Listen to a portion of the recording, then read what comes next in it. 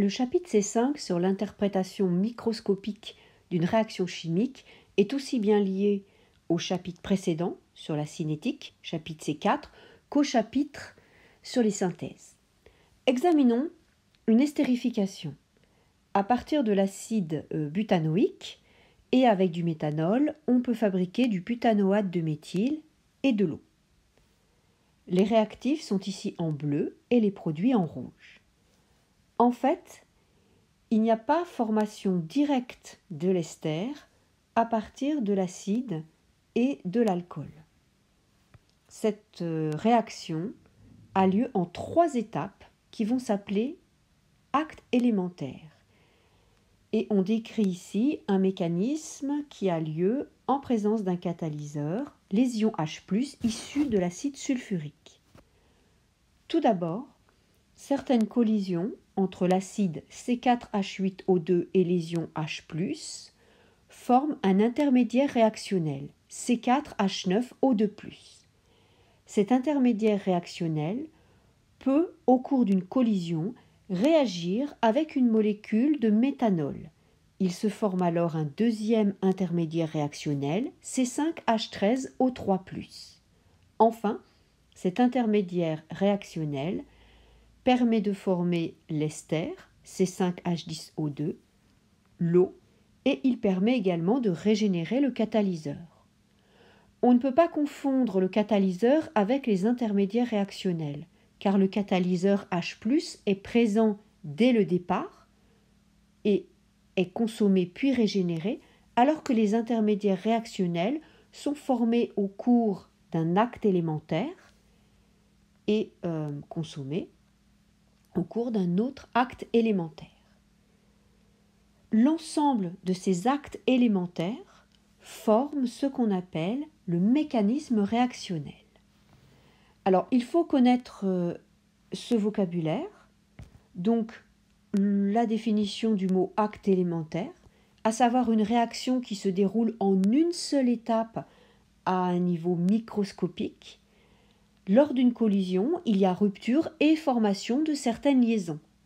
Alors, toutes les collisions ne conduisent pas à la formation d'une nouvelle espèce chimique. Il faut que le choc soit dit efficace. Et il sera efficace si les molécules sont bien orientées et si elles ont aussi une certaine énergie, une certaine vitesse. La plupart des réactions chimiques peuvent être décomposées en une succession d'actes élémentaires, succession qu'on appelle donc le mécanisme réactionnel. L'intermédiaire réactionnel va disparaître très rapidement. L'ajout du catalyseur va permettre de modifier le mécanisme réactionnel. Il remplace certains actes élémentaires par d'autres. Parfois, il augmente le nombre d'actes élémentaires, mais il permet d'avoir des actes élémentaires plus rapides. Et donc, la réaction sera globalement plus rapide en présence d'un catalyseur. Avant d'aborder les mécanismes réactionnels, les actes surtout élémentaires de manière un petit peu plus approfondie, on peut en profiter pour revoir l'interprétation de l'influence des facteurs cinétiques. On peut interpréter donc cette influence à un niveau microscopique.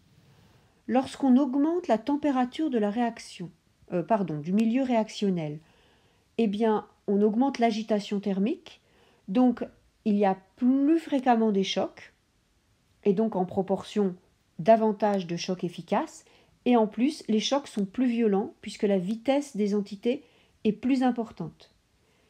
On augmente donc aussi la probabilité de chocs efficaces. De la même façon, lorsqu'on augmente la concentration des réactifs, on va aussi augmenter la fréquence des chocs et donc la probabilité de chocs efficaces. Par contre, on ne modifie pas la probabilité que le choc lui-même soit efficace. Intéressons-nous maintenant à ce qui se passe lors d'un acte élémentaire. Alors, lors d'un acte élémentaire, donc, il y a rupture ou formation, ou les deux, d'une liaison covalente. Il s'agit donc bien d'un déplacement d'un doublet d'électrons depuis un site donneur vers un site accepteur. Alors attention, j'ai écrit déplacement d'un doublet liant. Non, il faut lire déplacement d'un doublet d'électrons. On verra qu'il y a justement des déplacements de doublets liants ou non liants. Alors avant de comprendre quels sites peuvent être donneurs et quels sites peuvent être accepteurs, un petit rappel sur la notion de liaison polarisée. Vous avez dû voir en première qu'il y a des atomes plus électronégatifs que d'autres, c'est-à-dire qu'ils ont tendance à attirer à eux des électrons. On les trouve en haut à droite du tableau périodique, on trouve en particulier l'oxygène et l'azote, très présents dans les molécules organiques. On peut aussi citer le fluor et le chlore. Il existe différentes échelles permettant de quantifier cette propriété qui s'appelle l'électronégativité et on utilise très fréquemment l'échelle de Pauling. Alors, de manière totalement arbitraire, nous allons considérer que si la différence d'électronégativité entre deux atomes formant une liaison covalente est inférieure à 0,4, eh bien la liaison n'est pas polarisée. Cela signifie que les électrons, dans le temps, sont équitablement répartis entre les deux atomes. Alors que si cette différence d'électronégativité est plus grande, eh bien l'atome électronégatif attirera les électrons à lui plus souvent. Et donc c'est comme s'il portait une charge négative, mais il s'agit d'une charge partielle négative. Si vraiment la différence d'électronégativité est très forte, en fait, il y a un atome qui capte un électron complètement, l'autre à qui il manque un électron. À ce moment-là, on a deux ions et on a ce qu'on appelle une liaison ionique. En fait, les choses ne sont pas aussi simples et il existe ce qu'on appelle des liaisons ionocovalentes, mais on ne rentrera pas dans tous ces détails.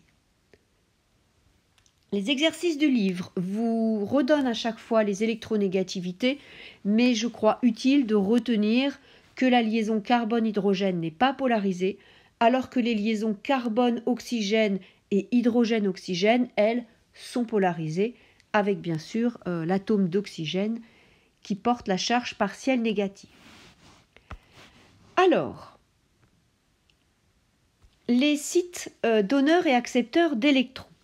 Un site donneur, en fait, c'est un endroit dans la molécule qui va être riche en électrons. Donc, typiquement, un atome qui porte une charge électrique partielle négative dans une liaison polarisée, ou un atome porteur de doublets non liants. On peut citer l'oxygène, on peut citer l'azote. Un atome qui porte une charge électrique négative, c'est-à-dire ce qui correspond finalement à l'idée d'un ion négatif, et puis une liaison multiple, une liaison double ou une liaison triple.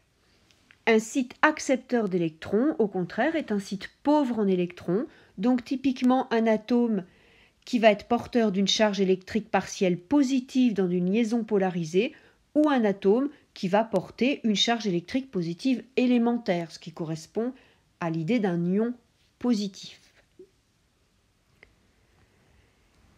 Nous allons voir comment schématiser, comment modéliser le déplacement d'un doublet d'électrons depuis un site donneur vers un site accepteur.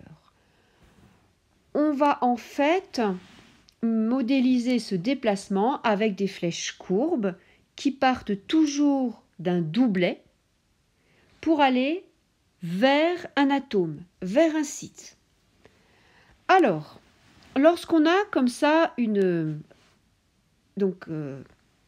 réaction, un acte élémentaire, déjà il faut se dire que les flèches seront toujours du côté gauche, c'est-à-dire du côté des réactifs. Si on vous demande de placer les flèches, on essaye de comprendre globalement ce qui se passe.